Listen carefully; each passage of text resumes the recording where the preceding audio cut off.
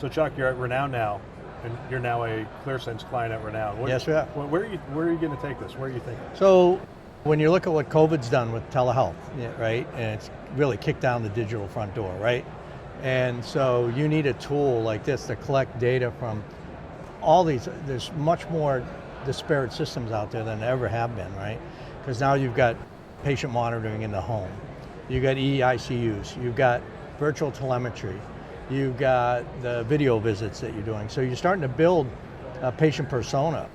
So from a patient experience perspective, you want to bring people in a digital way and then decide whether they stay in a digital way or they need to have an analog experience, which would be face-to-face with a provider. So when you start looking at all of that, you've got to have a data lake, you've got to have an ecosystem that can take all this information from all these disparate systems, because it's not just Epic in the middle anymore. All these different products out there, whether it's a Zyda or an Andor, an Amwell, I mean, they're all getting into creating platforms for that virtual journey, right?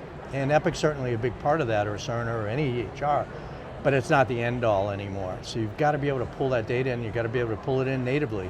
You can't have 100 people mapping it to SQL. That's impossible, right? And so it's just been, you can't get into virtual care unless you have a product like Clearsense. It's inevitable now. Just like 10 years ago, you couldn't treat patients unless you had an EHR.